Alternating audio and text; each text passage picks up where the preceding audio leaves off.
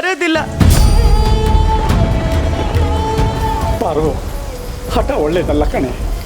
ಅವರು ನಮಗೆ ಅನ್ನ ಹಾಕಿರೋ ದಣಿಗಳು. ಅವ್ರ ಸೇವೆ ಮಾಡೋದು ನಮಗೆ ಪರಮ ಆದ್ಯತೆ ಆಗಬೇಕು. ನಮಗೆ ಕಷ್ಟ ಇರಲಿ, ನೋವಿರಲಿ, ಎಂಥದೇ ಸಂದರ್ಭ ಇರಲಿ, ಅವ್ರು ಕರೆದಾಗ ಓ ಅಂತ ಹೋಗ್ತಿರ್ಬೇಕು. ಅವ್ರ ಋಣ ತೀರ್ಸೋ ಶಕ್ತಿ ಅಂತೂ ನಮಗಿಲ್ಲ. ಅಷ್ಟು ದೊಡ್ಡವರವರು. ಆದಷ್ಟು ದಿವಸ ಅವ್ರ ಸೇವೆ ಮಾಡೋದು ನಮ್ಮ ಕರ್ತವ್ಯ ಆಗಬೇಕು ಕಣೆ. ಅಯ್ಯೋ, ನನ್ನಲ್ಲಿ ಬರಬಾರ್ದಪ್ಪ, ನಾನು ಬರೋದಿಲ್ಲ.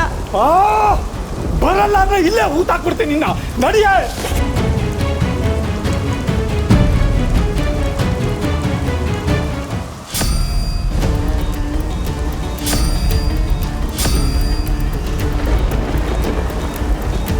ಅಮ್ಮ,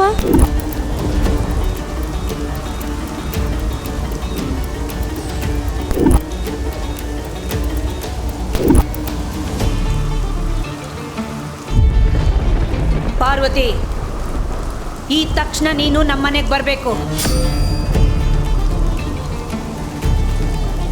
ಕೋಪದಲ್ಲಿ ಏನೋ ಒಂದು ಮಾತು ಅಂದೆ ಅಂತ ಅದನ್ನೇ ಮನಸ್ಸಿಗೆ ಹಚ್ಕೊಂಡು ಕೊರಗ್ತಾ ಇದೆಯಾ ಮಗು?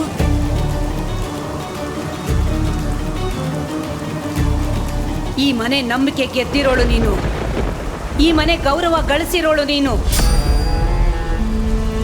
ನಿನ್ನನ್ನ ನಮ್ಮನೆ ಮಗಳಾಗಿ ಕಂಡಿದ್ದೀನಿ.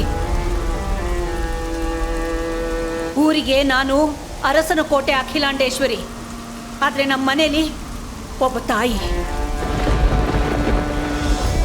ನನ್ನ ಮಕ್ಕಳಿಗೇನಾದರೂ ಆದರೆ ನನ್ನ ಕರಳು ಚುರುಕನ್ನುತ್ತೆ, ಮೆದುಳು ನಿಂತು ಹೋಗುತ್ತೆ. ಒಂದು ಹೆಣ್ಣಾಗಿ, ಒಬ್ಬ ತಾಯಿಯಾಗಿ ನಿನ್ನ ಮುಂದೆ ಬಂದು ನಿಂತಿದ್ದೀನಿ. ಆ ದಿನ ಈ ಸ್ಥಿತಿಲಿ ನೋಡಕ್ಕೆ ನನ್ನ ಕೈಲಿ ಆಗ್ತಿಲ್ಲ. ನೀನೇ ಬಂದು ಆರೈಕೆ ಮಾಡಬೇಕು. ನಿನ್ನಲ್ಲಿ ಮಾತೃಗುಣ ಇದೆ ಅಂತ ನನಗೆ ಗೊತ್ತು. ಅದಕ್ಕೆ ನನ್ನ ಆ ದಿನ ಗುಣ ಮಾಡೋ ಜವಾಬ್ದಾರಿನ ನಿನ್ನ ಕೈ ಕೊಡ್ತಾ ಇದ್ದೀನಿ. ಬಲವಂತ ಮಾಡೋದಿಲ್ಲ, ಹೆಚ್ಚಿಗೆ ಮಾತಾಡೋದು ಇಲ್ಲ. ಆದರೆ ಒಂದು ಮಾತು ಕೇಳಿಸ್ಕೊ, ಆ ಮನೆಗೆ ನಿನ್ನ ಅವಶ್ಯಕತೆ ಇದೆ.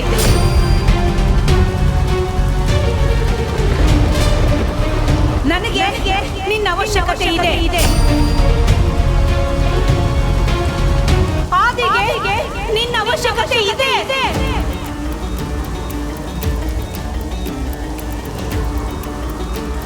ಇಷ್ಟ್ರ ಮೇಲೆ ನಿನ್ನಿಷ್ಟ.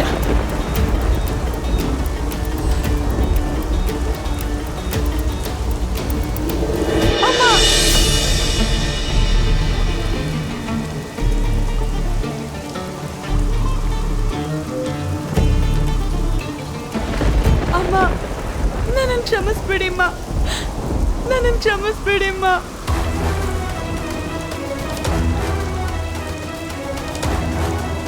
ಪಾಪಿ ನಾನು, ಮನುಷ್ಯಳೇ ಅಲ್ಲ.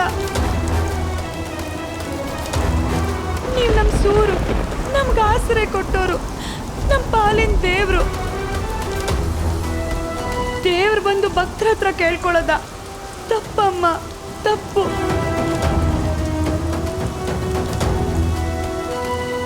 ನಾನು ನಿಮಗೆ ಕಷ್ಟ ಆಗಬಾರ್ದು ಅಂತ ಮನೆಗೆ ಬರಲಿಲ್ಲ ಅಮ್ಮ. ಇದಕ್ಕೆಲ್ಲ ಕಾರಣ ಈ ಕಷ್ಟಗಳು. ನಾನು ನಿಮಗೆ ನೋವು ಕೊಡಬಾರ್ದು ಅಂತಾನೆ ಆ ಮನೆಗೆ ಬರಲಿಲ್ಲ ಅಮ್ಮ.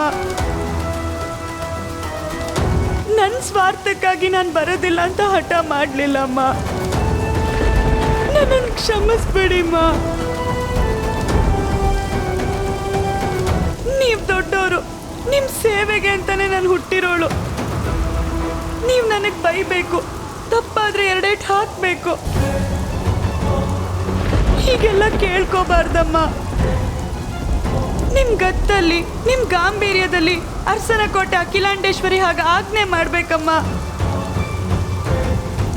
ಪಾರ್ವತಿ, ನೀನು ಈಗಿಂದೀಗಲೇ ನಮ್ಮ ಮನೆಗೆ ಬರಬೇಕು. ಇದು ನಾನು ಕೇಳ್ಕೊತಾ ಇರೋದಲ್ಲ, ನನ್ನ ಆರ್ಡರ್.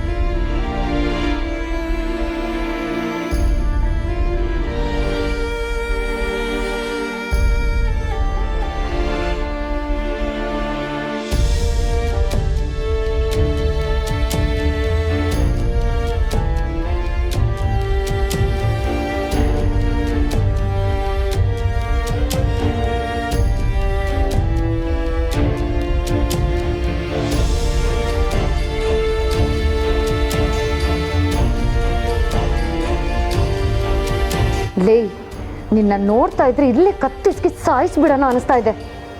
ಇವರೆಲ್ಲ ಇದ್ದಾರೆ ಅಂತ ಬದುಕುಳಿತಾ ಇದೆಯಾ?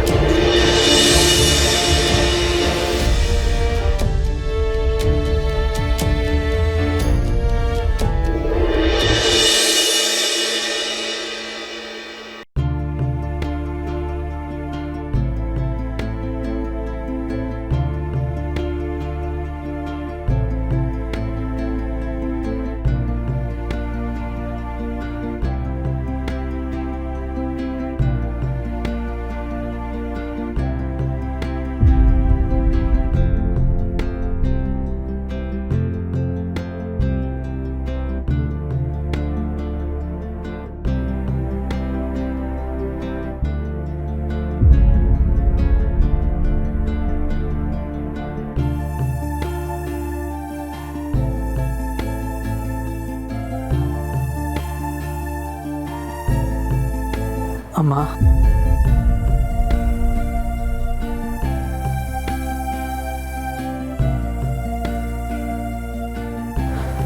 ಅದೇ ಮಗನೇ, ಈಗ ಹೇಗಿದೆಯಪ್ಪ? ಪರವಾಗಿಲ್ಲ ಅಮ್ಮ, ಸ್ವಲ್ಪ ಸುಸ್ತಿದೆ ಅಷ್ಟೆ. ಸತ್ಯ, ಜ್ವರ ಬಿಟ್ಟಿದೆ. ಇನ್ನೇನು ಭಯ ಇಲ್ಲ ಅದೇ. ನಿನ್ನ ಆರೋಗ್ಯ ಬೇಗ ಸರಿ ಹೋಗುತ್ತೆ.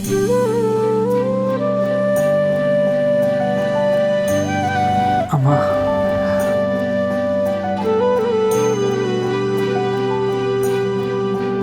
ಹೌದು ಅದೇ, ಪಾರ್ವತಿ ಕೈ ಗುಣದಿಂದನೇ, ಅವಳ ನಾಟಿ ಔಷಧಿಯಿಂದನೇ ನೀನು ಹುಷಾರಾಗಿತ್ತು.